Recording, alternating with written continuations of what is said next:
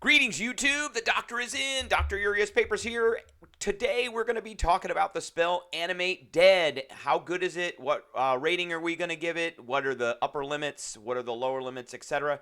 Don't forget to hit that subscribe button. If you like this video, hit the like button. And if you have any questions or comments, please leave a question or comment. All right. We are giving Animate Dead a solid B. I actually like this spell pretty well. It is not a concentration spell. That actually adds to its utility because you can cast a lot of other spells on top of that. So it is a third level spell. It is our first third level spell of the list. And with third level spells, this is where a lot of the spell casting classes shine. This is where we start to see the power increase in a lot of these classes because the third level spells, in my opinion, are kind of a log base 10 higher than second and first level spells. We've got spells in here like Fireball and Lightning Bolt. This is actually one of them. This one can get pretty ridiculous. So, it is a third level spell. It is usable by clerics, wizards, death domain clerics, which means they get it for free as a preparation as part of their domain. Circle of Spores druids, pretty good, and Oathbreaker paladins. Not a lot of people play the Oathbreaker paladins since those are kind of evil, but it is what it is. But mainly it would mainly be for clerics and wizards. So it's a third level spell. It takes a minute to cast. The only thing I don't like about this spell, well, one of the major things I don't like about this spell is it's not a ritual, but I understand why I kind of understand why they did that. They want you to prepare it several times to do this because you only can animate one creature at a time. So, or I'm sorry, you can animate more after you upcast this spell. So I can kind of see that, but it's not a ritual, but it does take a minute to cast, so it's not something you're going to be casting in combat. It has a range of 10 feet. I don't understand why they even put a range on here, but it does have a range of 10 feet. It has a verbal, somatic, and material component, and the material component is not one that costs anything, which is great. That's another good thing. Of course, it's necromancy. So with this spell, you create an undead servant. You choose a pile of bones or a corpse within range. You imbue the target with foul energies, and it raises an undead. You can choose between a skeleton or a zombie. And there's a lot of interpretation with this, but if you've got a corpse, your party could be pretty macabre and strip it down if you wanted a skeleton and strip all the flesh off of it.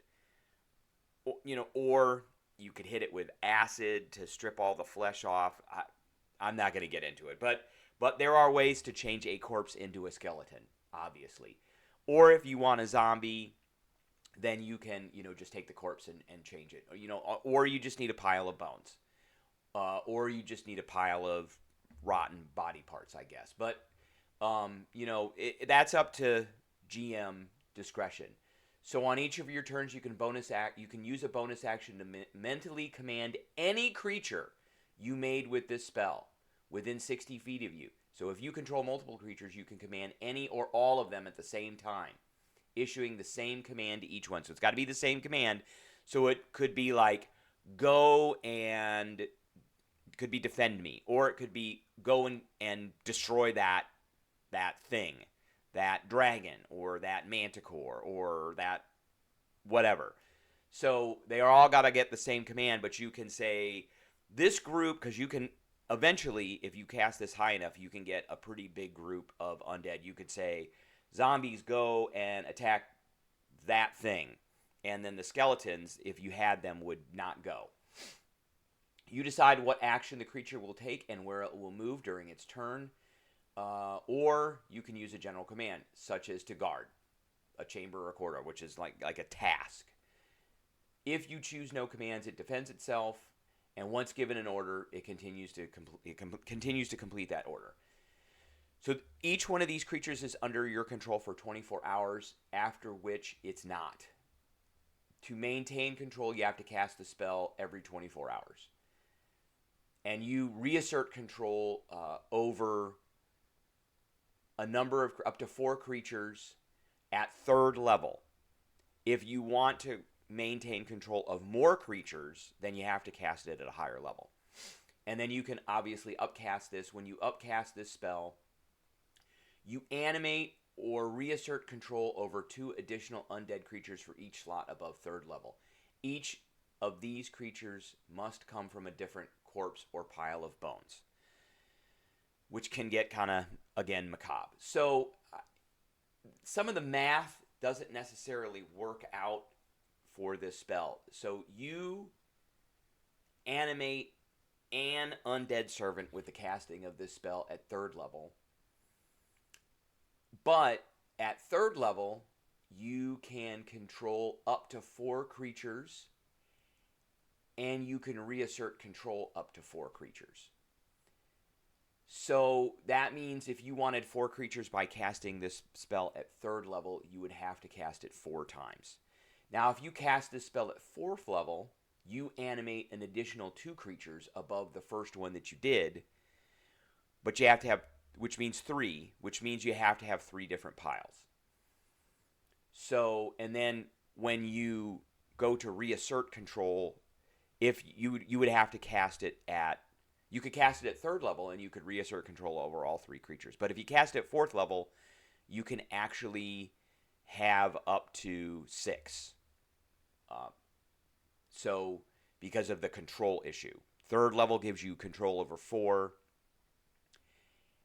and 4th level gives you control over 2 additional ones, or 6. So there's a little bit of a wonky math that goes along with this. Now, how many can you control? Maximum is 16 at 9th level. If you cast this at 9th level, it's 2 for every slot above 4. So 4, 5, 6, 7, 8, 9 is 6 more than the 4. So it's 16. So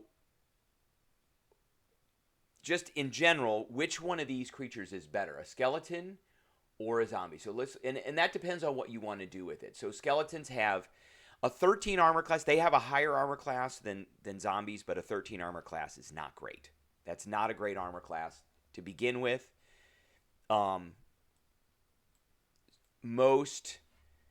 Most people are most like melee based characters are going to be able to hit that pretty easily. Way more than 50% of chance at the time.